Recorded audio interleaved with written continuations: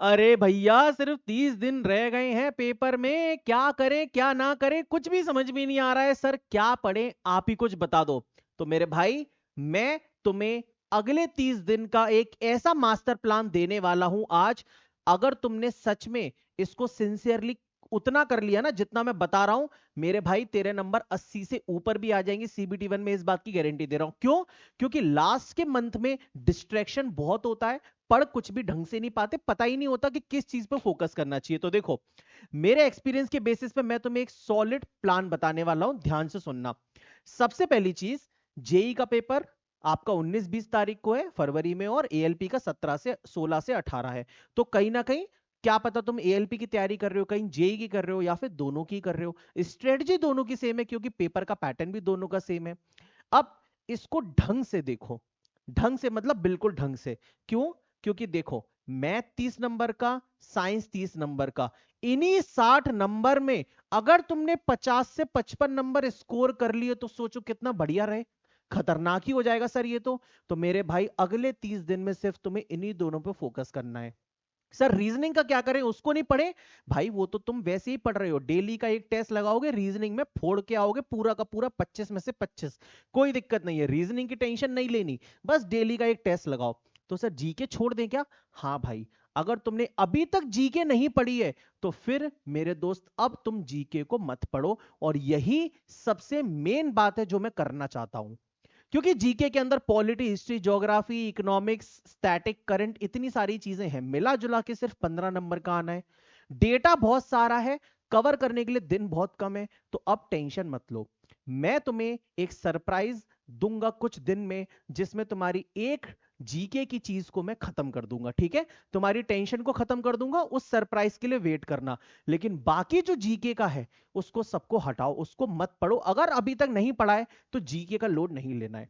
तो चाहे एएलपी की तैयारी कर रहे हो, चाहे जेई की तैयारी कर रहे हो, मैथ और साइंस ही तुम्हारा अगला 30 दिन का टारगेट होना चाहिए। अब क्या क्या करना है उसमें, वो देख लेते हैं। तो देखो, सबसे पहली बात, अगर तुमने मेरे दोस्त अभी तक भी प्रीवियस ईयर क्वेश्चंस नहीं किए हैं, तुम दूसरे टीचर का कोर्स लेके उसके लेक्चर्स ही रिपीट करे जा रहे हो, उसके लेक्चर्स ही कंप्लीट करे जा रहे हो, कहीं कुछ और किताब लगा रहे हो, कहीं कुछ फलाना क्वेश्चंस लगा रहे हो, किसी की किताब फॉलो कर रहे हो, उसके उसके प्रैक्टिस क्वेश्चन सब हटा दो, सिर्फ और सिर्फ पीवाईक्यूज पे फोकस करो। लास्ट 30 दिन में हाथ जोड़ के विनती करता हूं, क्योंकि मेरे भाई, प्रीवियस ईयर क्वेश्चंस ही तेरे को बताएंगे कि अभी कौन सा टॉपिक है जो तुझे नहीं आता।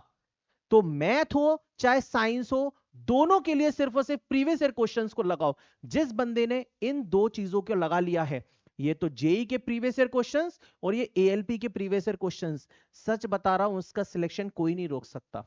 अगर तुमने अभी तक नहीं लगाए हैं तो ये दो किताब है, इसमें जेई के प्रीवियस ईयर क्वेश्चन है सारे सीबीटी 1 के, 9 शिफ्ट हैं, और ये एएलपी के प्रीवियस ईयर क्वेश्चन है सारे 2024 के, 12-15 शिफ्ट होंगे इसके अंदर, देख लेना।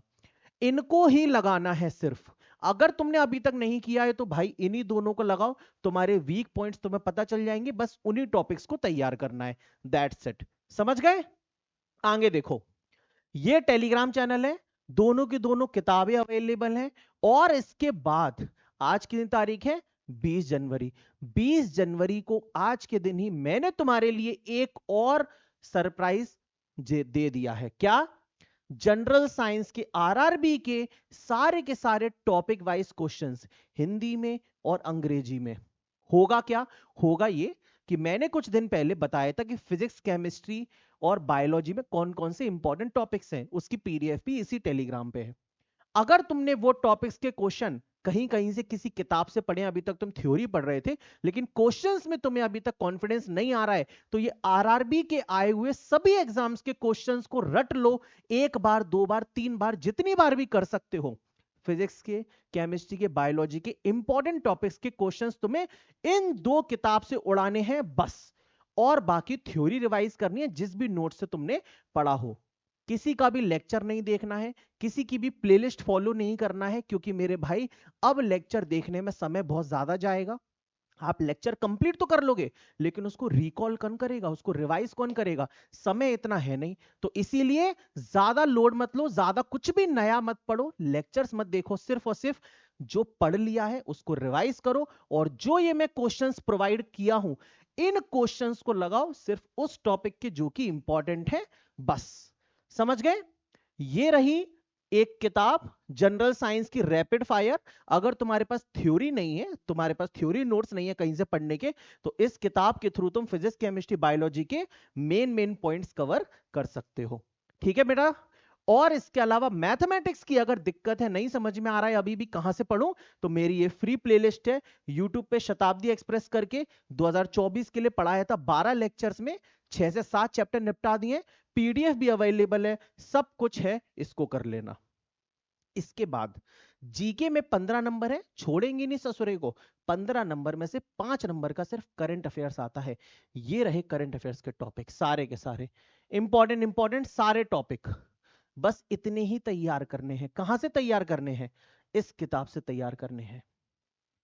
और एक मेरा सरप्राइज अनाउंसमेंट के लिए थोड़ा सा वेट करो, मैं बहुत ही जल्दी वो अनाउंसमेंट भी कर दूंगा, जिसमें एक समस्या आपकी मैं खत्म कर दूंगा। अगर तुम्हें पता चल गया क्या बोल रहा हूं तो गैस करके बताना। समझ गए? फाइनल एक ही बात कहना चाहता हूं, ज्यादा परेशान मत हो। 30 दिन में सिर्फ और सिर्फ मैथ पे, साइंस पे फोकस करो। साइंस के क्वेश्चंस लगाओ जो किताब बताई है, मैथमेटिक्स के टाइप वाइज क्वेश्चंस कर लो, और उसको एक एक टाइप के क्वेश्चंस को अपने कॉपी में भी नोट कर लो कि 5 दिन पहले हम लोग पूरे मैथ को सफा चट करके रिवाइज कर पाए। समझ गए? सॉल्व करो पीवाईक्यूज, अगर अभी तक नहीं किए हैं तो प्लीज हाथ जोड़ के विनती कर रहा हूं, पीवाईक्यूज ही लगाओ और किसी किताब को मत उठाओ, सबको साइड में रख दो। जो ना बने सिर्फ उसे पढ़ो। साइंस में जिस टॉपिक से नहीं बन रहे क्वेश्चन उसको क्लियर करो, मैथ में जिस टॉपिक से नहीं बन रहे उसको क्लियर करो, बस। मैथ्स एंड रीजनिंग के टेस्ट दो और अपनी स्पीड बढ़ाओ, क्योंकि बच्चे जब सीबीटी 1 देते हैं तो फिर बेटा 90 मिनट में 100 क्वेश्चन सारे के सारे नहीं कर पाते, मैथ के क्वेश्चन अटेम्प्ट नहीं हो पाते, इसलिए मैथ की ही स्पीड हमें बढ़ानी होगी आखिरी 30 दिनों में। कुछ भी नया मत पढ़ो। करना है कितना स्कोर? 75 से ज्यादा, दैट्स इट। 30 दिन में सिर्फ इतना कर लो मेरे भाई, मैं तुम्हारे साथ खड़ा हुआ हूं। और कोई भी समस्या है तो कमेंट सेक्शन में बता के जाओ, और ये स्ट्रेटजी अच्छी लगी है तो वीडियो को लाइक कर देना, चैनल को सब्सक्राइब कर लेना। जय हिंद।